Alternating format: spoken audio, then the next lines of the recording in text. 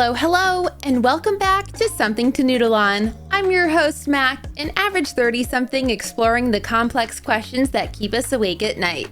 Lately, I've been thinking how much of what we believe about love actually came from stories we watched long before we ever dated anyone. Childhood movies, teen dramas, romance novels, love songs, all of them painted us a pretty picture. And while those stories were mostly meant to entertain us, they may have quietly formed a template for love we never consciously examined. For many of us, somewhere in our growing up years, we absorbed this idea of love that feels dramatic, sweeping, and certain. The kind of love that shows up, changes everything, and settles into permanence without having to work too hard for it. When it works, it feels like destiny, and when it doesn't, we assume it must not have been right. Now that many of us are in real adult relationships or reflecting on the ones we've had, we know this mindset isn't exactly realistic.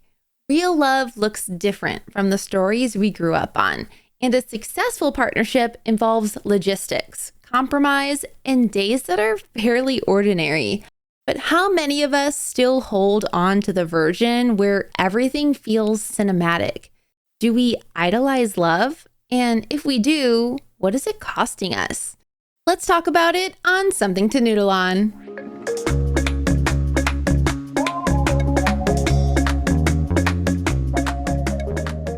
I think it's safe to say that before any of us had our first romantic relationship, we were already watching love stories unfold. For some of us, that meant animated classics like Cinderella or Beauty and the Beast, where the hero rode in on the white horse, breaking the curse with true love's kiss. For others, it was sappy movies during middle school sleepovers or teen shows where the entire plot revolved around who ends up with who. Whatever kept our hearts enraptured and sent our imagination soaring, we ate it up. And as the stories unfolded, we felt those big romantic gestures so deeply, it was like they were happening to us. It was hard not to dream about our own happily ever after when we saw it happening on screen over and over again. What we rarely got to see, though, is what happened after the kiss at the end. Most movies don't fast forward 5 years to show two people navigating stress or figuring out how to split responsibilities or even working through miscommunication. That part doesn't make for dramatic storytelling, at least not compared to the whirlwind romance. Even though deep down we knew it was unrealistic, our preteen brains still dreamt of meeting someone extraordinary. Feeling an overwhelming connection, overcoming whatever obstacles stood in the way of true love, and finally arriving at forever. But if we cling too much to that ideal, later, when our real relationships feel slower, messier, or less dazzling, there's a small part of us that wonders whether something is missing. We've built this all-consuming idea of love up in our heads so much that if it's not constantly keeping us on our toes or surprising us, is it even love at all? When we talk about idealizing love, we usually aren't talking about one single expectation. Most of the time, it's a cluster of assumptions that clump together like a rubber band ball. Somewhere along the way, many of us absorb the idea that the right relationship will do three things at once. It will calm our insecurities, it will feel mostly effortless, and it will stay emotionally intense enough that we never have to question it. None of those beliefs sound unreasonable on the surface. In fact, they're often presented as signs that we've found the right person. The challenge is that each of those expectations quietly sets us up to misunderstand what real relationships actually look like over time.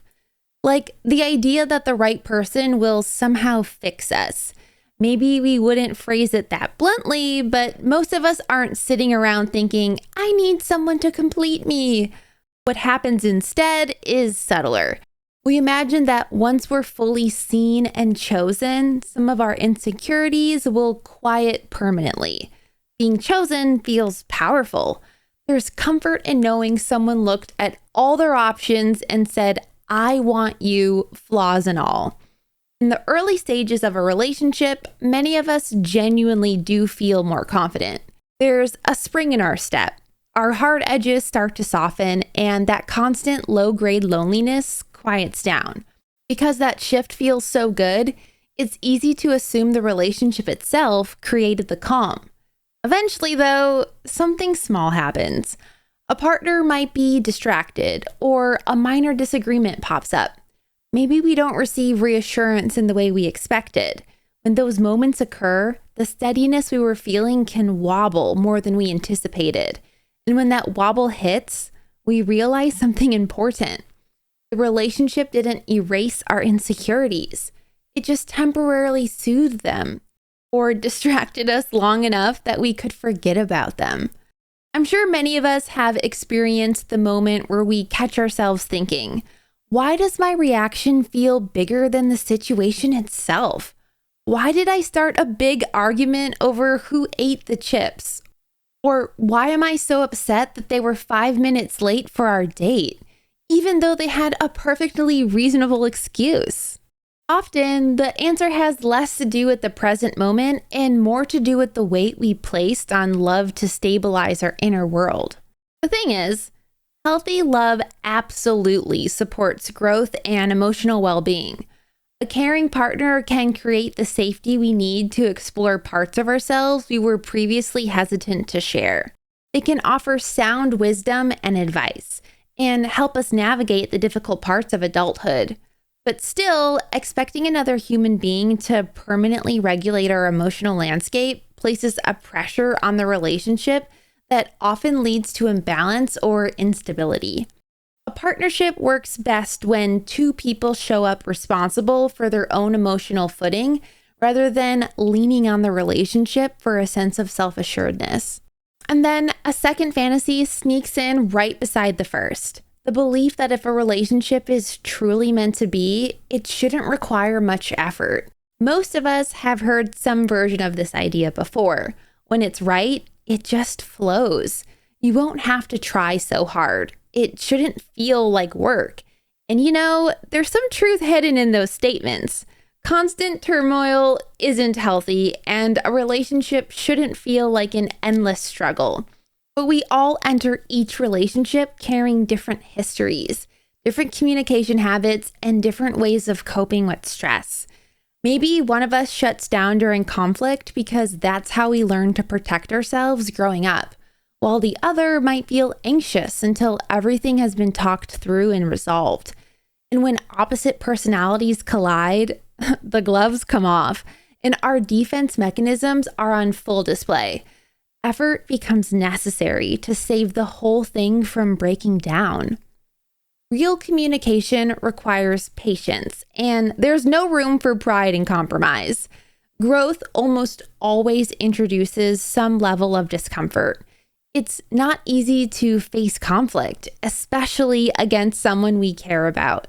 But if we interpret the effort needed to understand each other better as evidence that something is fundamentally wrong, we risk walking away from situations that we're actually capable of deepening. Imagine a couple who genuinely care about each other but struggle with conflict resolution early on. Their disagreements feel awkward, misunderstandings linger longer than they should, and both people occasionally leave conversations feeling unsatisfied. From the outside, it might look like incompatibility, but from the inside, it might simply be two people who haven't learned how to navigate tension together yet. With time, honest conversation, and a willingness to improve, dynamics like that can change dramatically. In that case, the effort certainly seems well worth it.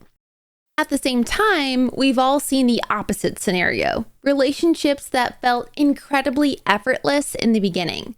Conversations flowed till the wee morning hours. Chemistry was undeniable, and everything just seemed to click immediately. But months later, deeper incompatibilities surfaced because the early intensity masked them. Ease at the start doesn't guarantee that anything will last, just as effort doesn't automatically signal failure. I think what we really need to ask ourselves is whether the work we're putting in actually builds understanding or if it slowly chips away at who we are. If conversations leave us feeling more seen over time, that effort is constructive. But when repeated patterns erode self-respect or mutual respect, that's a very different story. Sorting through that distinction takes maturity, which may be far less glamorous than fairy tales, but is indefinitely more useful here in the real world. And finally, there's the role of intensity, or how strongly we feel all the emotions running through us. High intensity can be incredibly persuasive and leave us feeling like nothing could ever bring us down. Those early rushes of connection, all the long conversations, the anticipation, the butterflies, we feel those with every fiber of our being. Our brains light up like Christmas trees. Our emotions run high on endorphins, and everything about every interaction with the object of our affection seems heightened in all the best ways. Part of that intensity often comes from uncertainty at how it's all going to play out. Not knowing exactly where we stand keeps us alert and invested, and probably turning over every stone to figure out what the other person is thinking and feeling. And when someone finally reciprocates our feelings after a period of ambiguity, the relief can feel euphoric. The emotional roller coaster, the thrill of the chase, it's a feeling that definitely feels worth clinging to. This is something I can relate to from previous relationships. I was with someone who wasn't emotionally available. They weren't able to have the hard conversations. They never put effort into asking me about my day. I never knew exactly how they were feeling because they never expressed how they truly felt about situations. They just shut down and changed the subject. Now that I'm in a relationship where we actually communicate, everything just flows naturally. It's okay to disagree, and it's okay to be mad and talk through it. It feels like a breath of fresh air. It feels easy, and I'm so incredibly grateful that Chris has shown me love like this. I want to hold on to this feeling for as long as possible. Steadiness, by contrast, doesn't spike our adrenaline in the same way predictability feels calmer. Reliability feels quieter, and because many of us have been conditioned to associate big emotion with big love, calmer relationships can initially feel underwhelming. Plenty of people have experienced this strange moment of stepping away from something chaotic and landing in something peaceful, only to wonder whether they're settling because the connection doesn't feel quite as explosive. Looking back later, it sometimes becomes clear that the intensity was fueling the relationship more than the compatibility was. I think Taylor Swift captures this contrast best in her song, That's the Way I Loved You, where she laments, "He's charming and endearing and I'm comfortable, but I miss screaming and fighting and kissing in the rain. That's the way I loved you."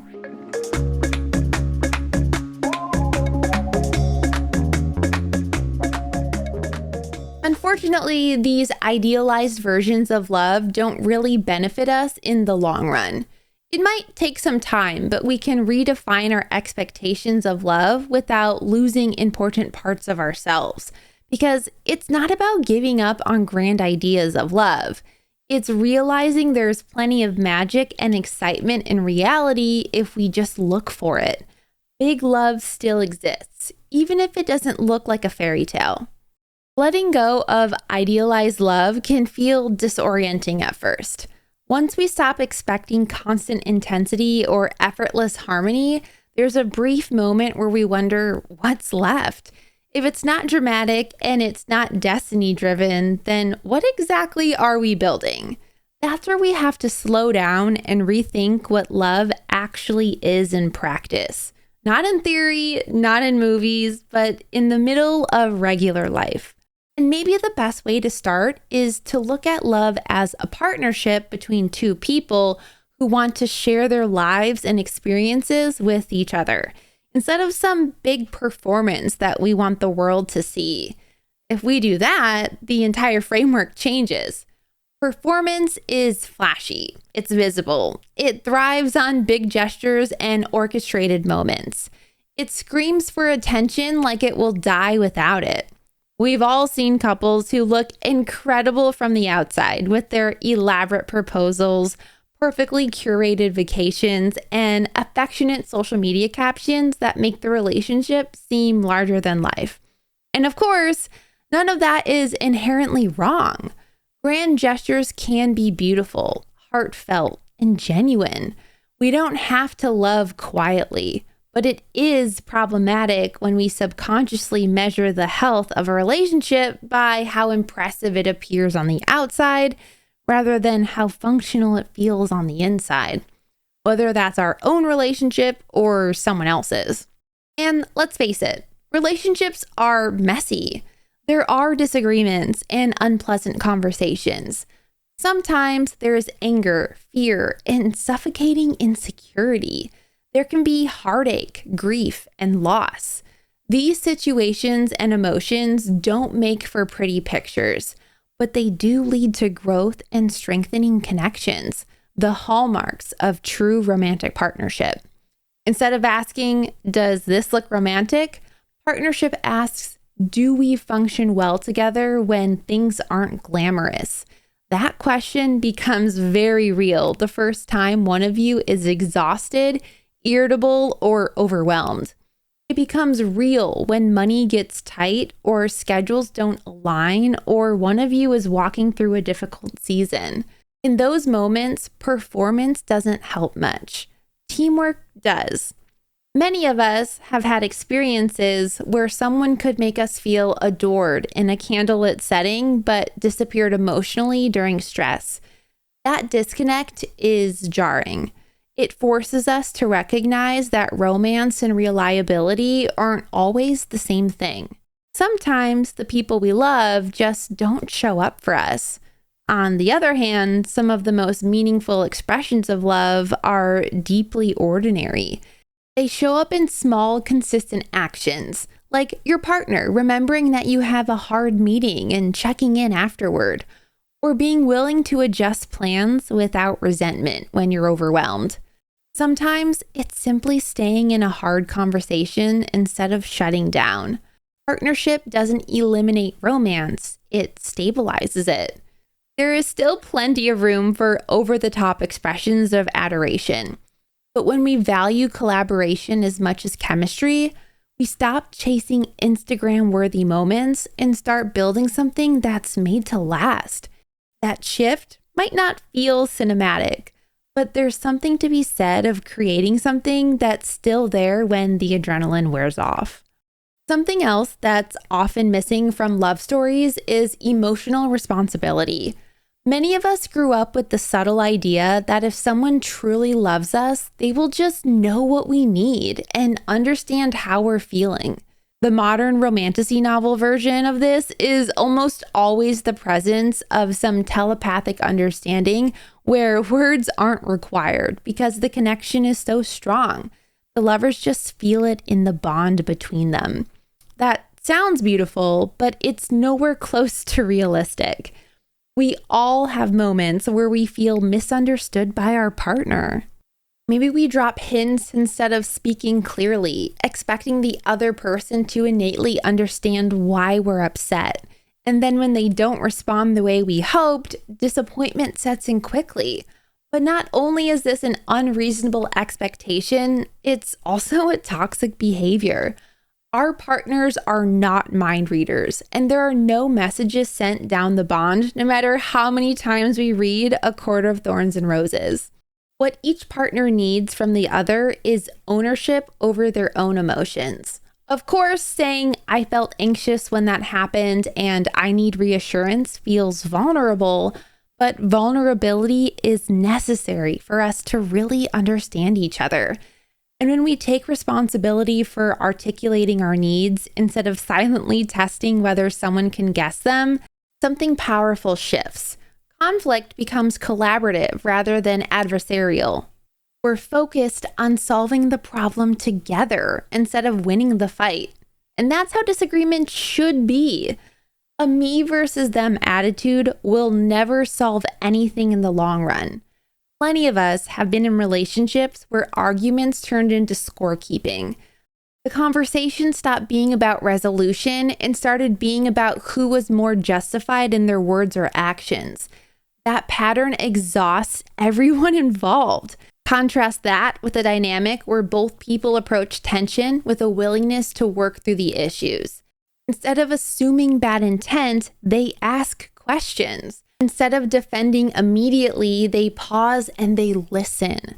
They seek to understand, not to dominate.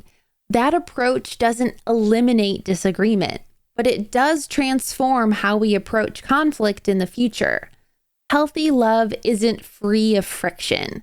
Like we said before, we bring our differences with us whenever we start a new relationship.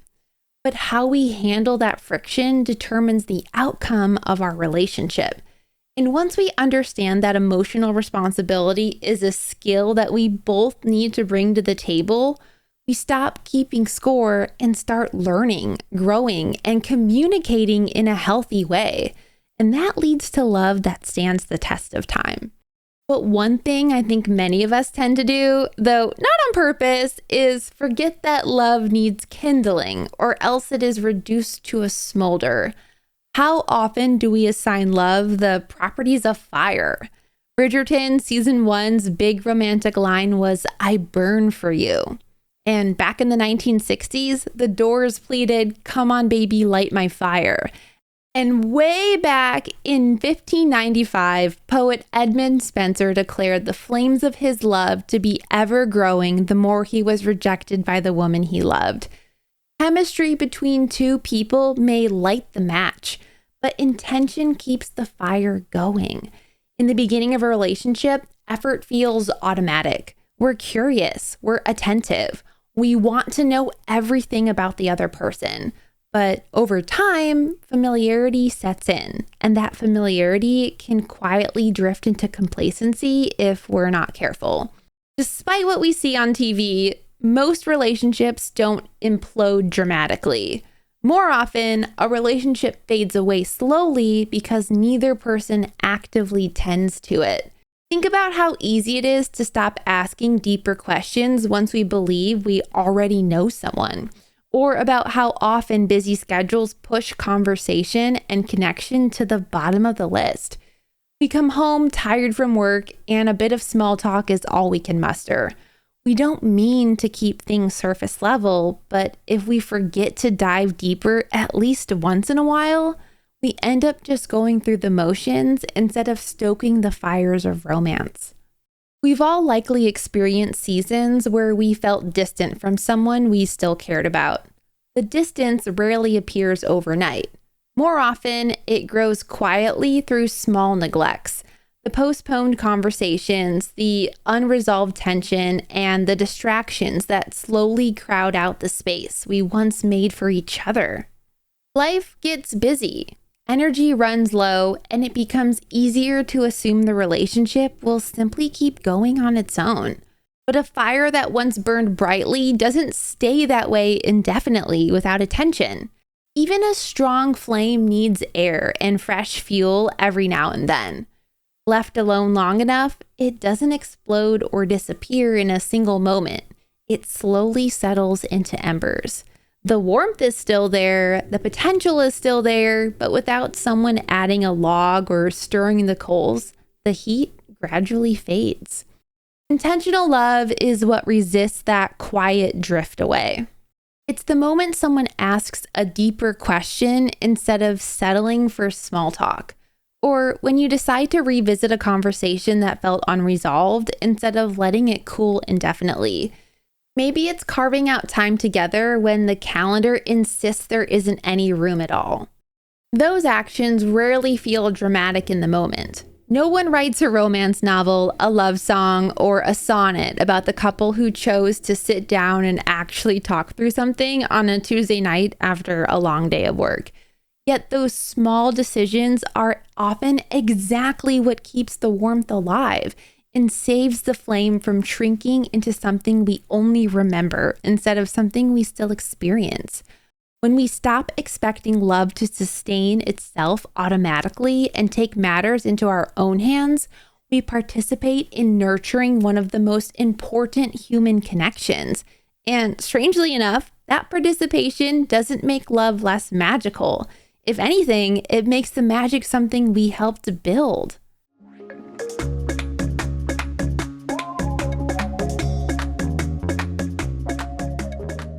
Once we start reframing love in more practical terms, a new concern tends to appear almost immediately.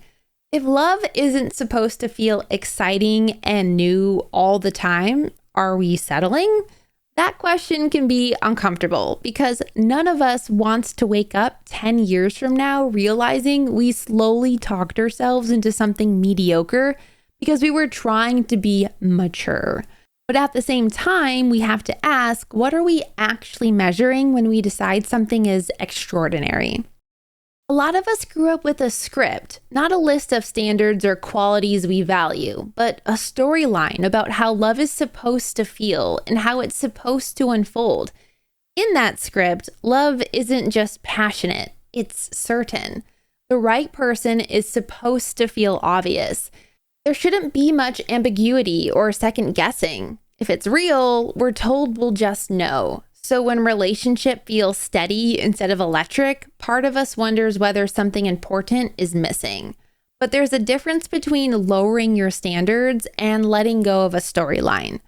Lowering your standards would mean tolerating disrespect or ignoring incompatibility. It might even mean shrinking yourself so you don't rock the boat.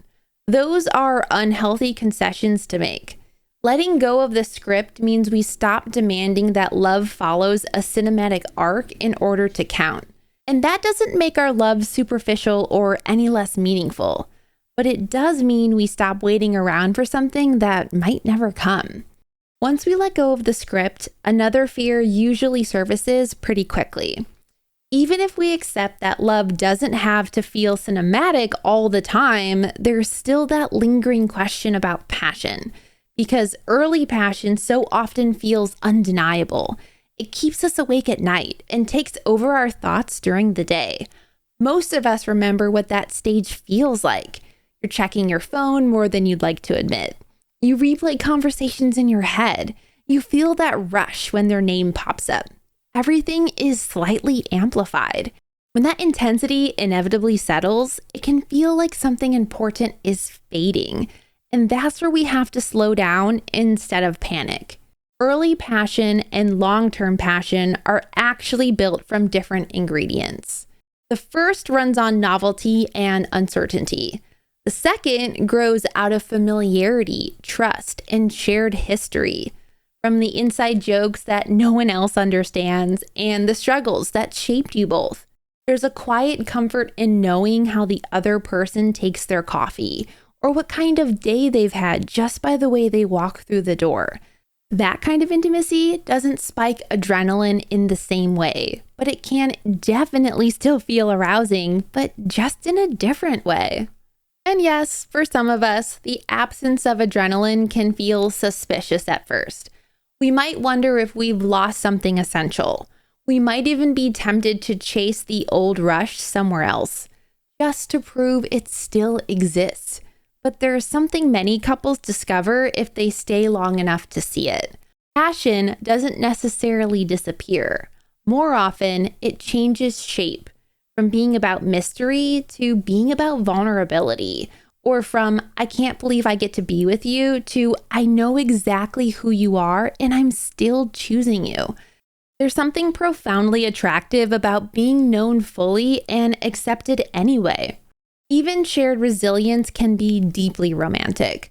I'm sure we all know that couple who went through a tragic experience together, who clung to each other desperately in the aftermath and came out stronger despite the odds.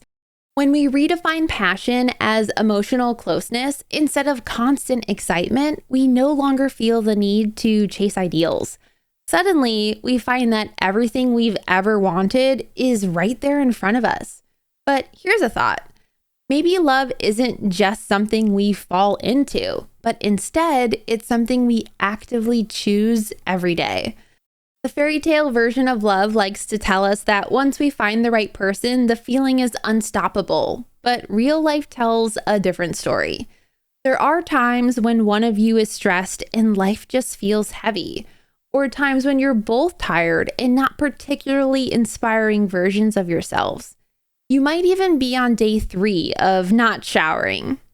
Moments like that don't exactly feel romantic, but choosing to love someone over and over again when things feel ordinary or unglamorous means that love is so much more than a feeling inside of us. Every long-term relationship eventually reaches moments where the spark feels quieter. And in those moments, we get to decide what that quiet means. We can interpret it as evidence that something is missing, or we can recognize it as the natural shift from newness to familiarity, or from surface level discovery to emotional depth. That decision matters more than we might think, because the story we tell ourselves about that quiet moment shapes what we do next.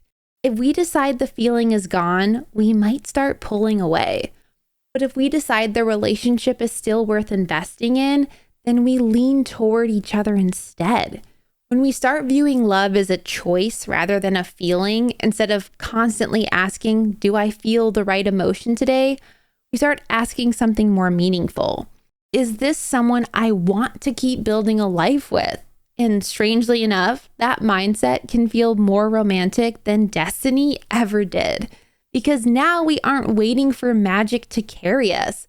We're deciding again and again that what we're building together is worth choosing.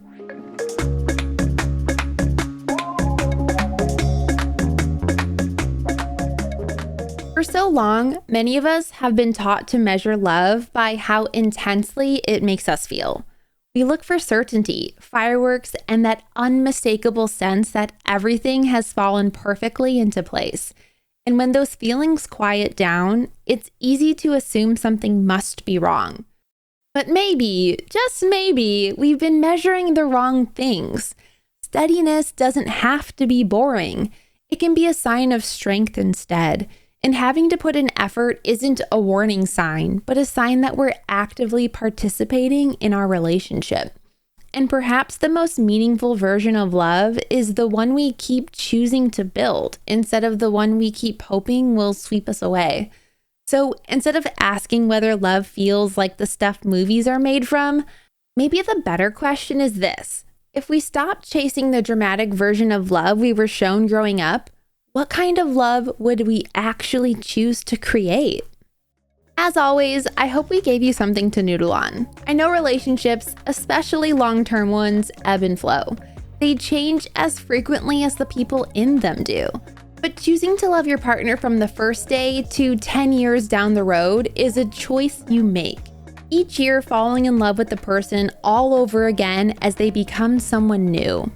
I'd love to hear from you on this. What are some moments in your relationship that you noticed your partner changing? And how did you adapt and change with them? Maybe it took some time to adapt, and that was an ebb, until you learned to love it and it started to flow. Let us know on social media at A Pod to Noodle On or on our Discord. Until next time, bye!